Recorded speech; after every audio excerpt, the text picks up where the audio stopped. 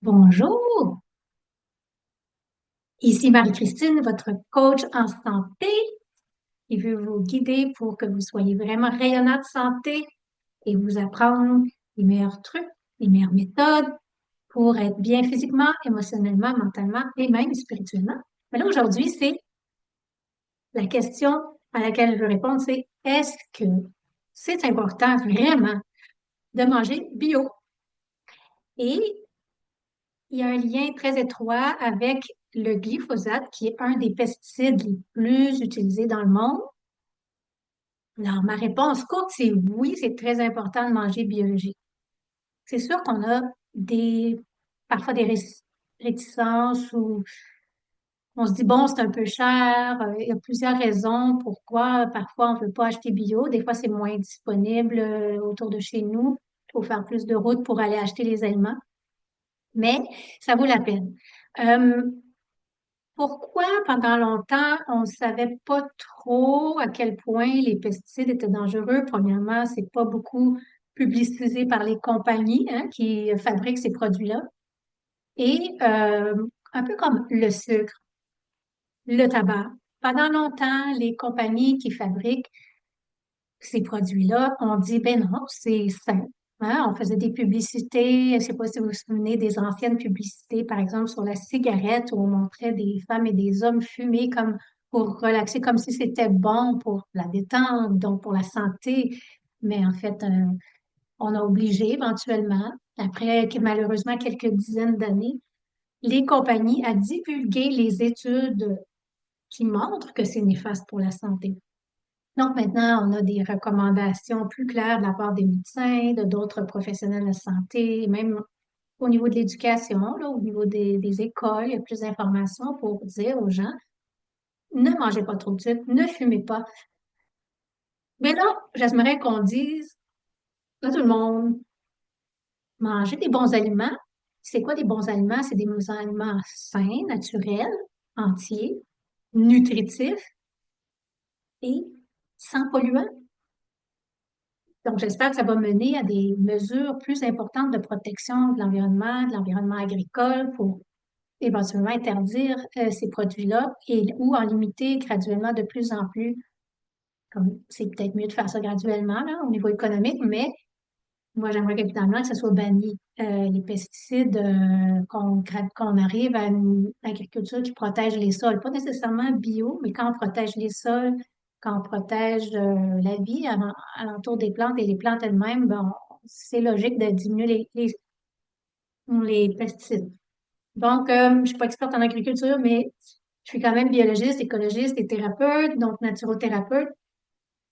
Donc, OK, pourquoi spécifiquement je vais parler de du glyphosate, c'est parce qu'il est beaucoup utilisé dans le monde. C'est parce que pendant longtemps, Monsanto, qui fabriquait ce produit, a nié sa dangerosité.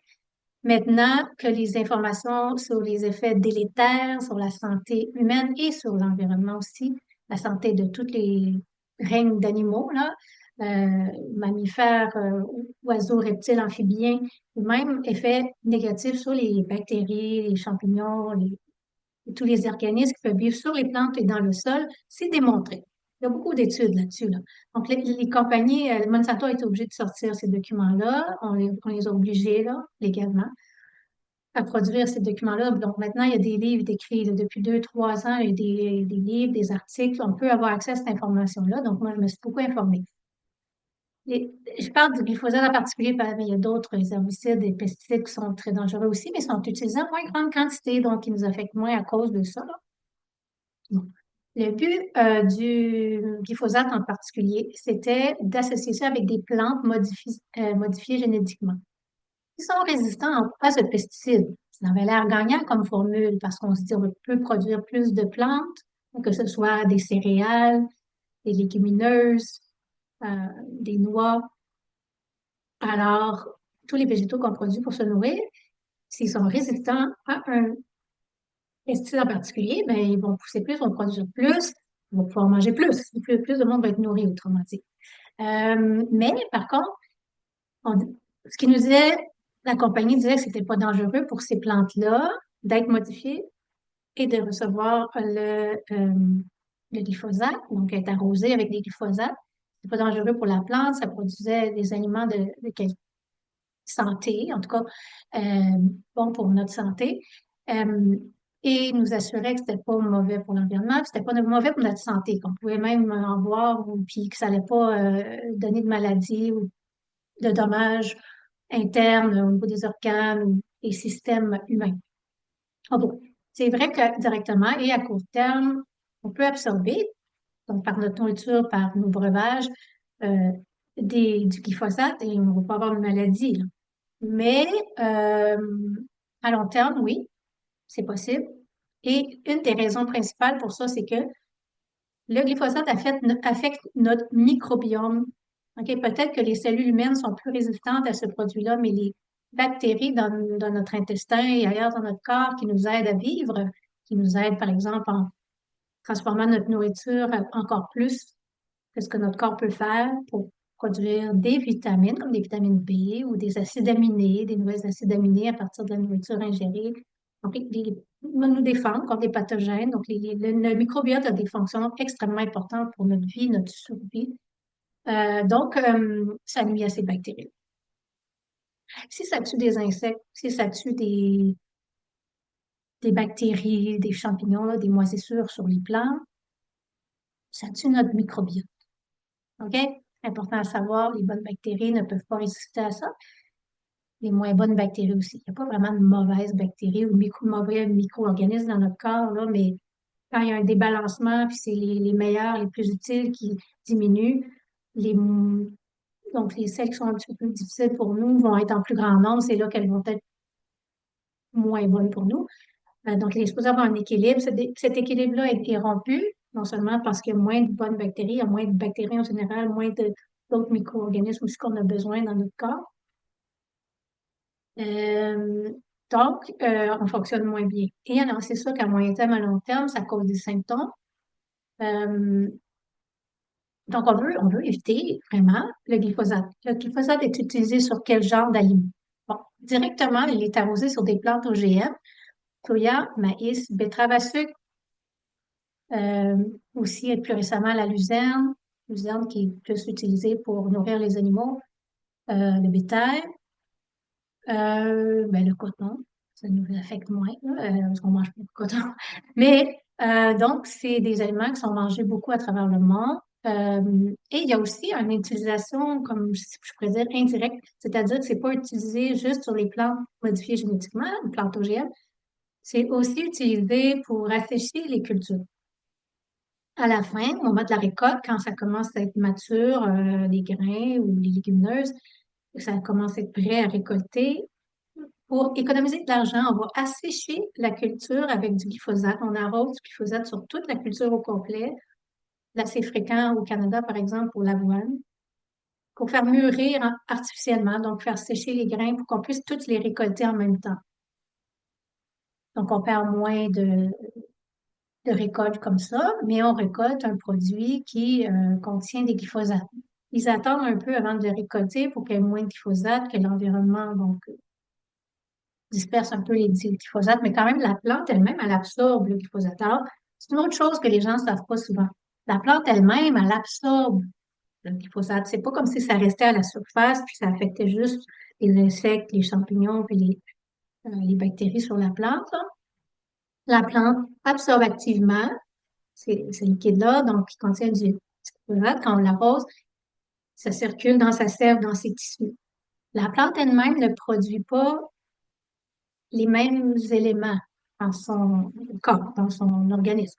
Donc, ça va l'aider, elle, à résister au glyphosate parce que son métabolisme est modifié pour résister au glyphosate, mais son métabolisme est modifié de d'autres façons aussi. Son métabolisme est modifié, donc il va produire moins de certains acides aminés. Les acides aminés sont les morceaux qui constituent les protéines, hein. Ce sont les molécules qui constituent les protéines.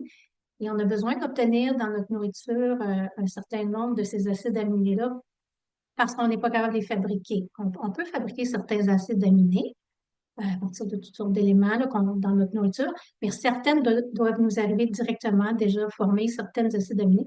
Donc, quand les plantes ont été arrosés de ce pesticide, elles produisent moins de certaines acides aminés importantes pour nous, essentielles pour nous.